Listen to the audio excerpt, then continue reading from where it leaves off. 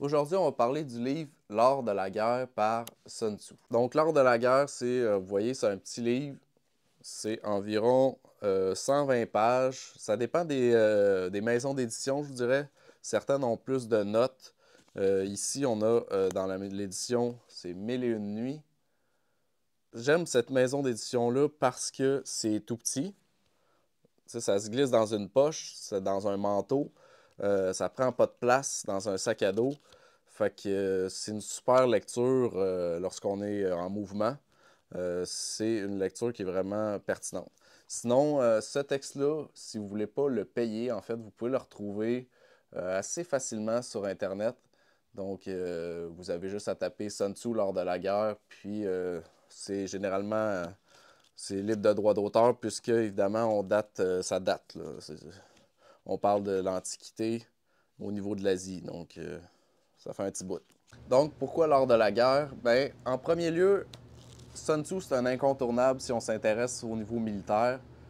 C'est dans le top, vraiment au niveau des lectures, parce que ça a franchi le temps, ça a franchi toutes les époques, et c'est encore étudié par les militaires, les hauts gradés, je parle. Pour cette raison-là. Ensuite, pour quelle raison? Ben, moi, je trouve qu'il n'y a rien qui surpasse le leadership militaire. Pourquoi? Il y a des très bonnes façons d'avoir un bon leadership, mais à mon avis, il n'y a pas de niveau plus pur que le leadership militaire parce que les personnes qui vous suivent sont des personnes qui sont prêtes à donner la seule chose qu'ils ont, c'est-à-dire leur vie, pour une cause ou pour quelque chose, mais ils sont prêts à donner leur vie. Tandis qu'on trouve des très bonnes méthodes de leadership, par exemple démocratique, qui s'en vient aussi maintenant de plus en plus dans le niveau militaire. Par contre, ça prend l'expertise aussi qui est liée. Mais là, c'est plus touché, c'est des différences. On en reparlera peut-être une autre fois. Mais là, on est dans un leadership de général. Sun Tzu, c'était un général. Et on parle d'armées de 100 000 hommes, de 10 000 hommes, avec des lances, des épées. Je pense qu'à ce moment-là, il n'y avait même pas de chevaux. Donc c'était vraiment l'infanterie et c'était du combat corps à corps, des grosses armées en mouvement. Donc ça prend vraiment un leadership solide, ça prend une méchante tête aussi pour bien gérer ça parce qu'on n'avait pas évidemment toutes les cartes, les GPS qu'il y a maintenant.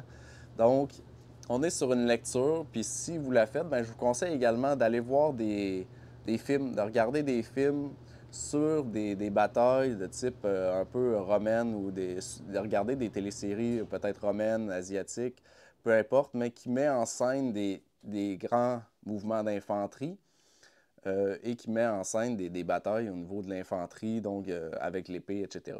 Pourquoi? Parce que ça stimule l'imaginaire, puis ça permet de mieux comprendre le livre, de mieux le visualiser, puis ça fait en sorte que c'est meilleur en fait pour la compréhension, puis c'est meilleur pour l'apprentissage tout court.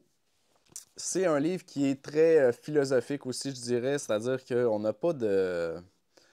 C'est pas très caractéristique, c'est pas très précis, même si, parce que ça s'adresse à tous les généraux, c'est un traité, dans le fond, sur l'art de mener une bataille, de mener une guerre. Et c'est un traité qui était offert à des rois, des généraux, pour réfléchir, pour comprendre mieux, puis pour, bien évidemment, assurer de gagner les batailles.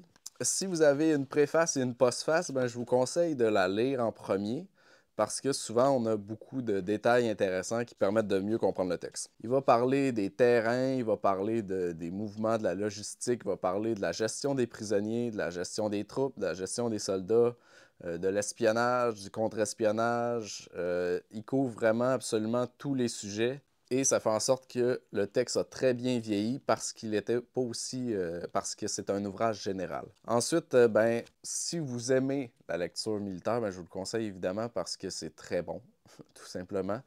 Et un autre point, ben, c'est une lecture aussi qui se fait quand même pour la digérer.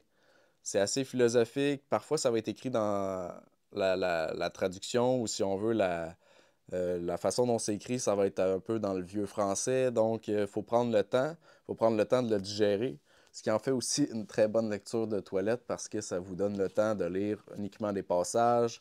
c'est organisé aussi sous forme d'articles. Donc, on va avoir un article qui va faire quelques pages. Par exemple, on a les 9 changements. Donc, 9 changements qui peuvent survenir au niveau de la bataille. Et on va avoir d'autres articles, par exemple, sur le terrain, sur les 9 sortes de terrain, par exemple, de l'art d'attaquer par le feu. Bref, vraiment un beau petit livre, un bon petit livre, ça se lit super bien. Fait que Sun Tzu, l'art de la guerre, bonne lecture.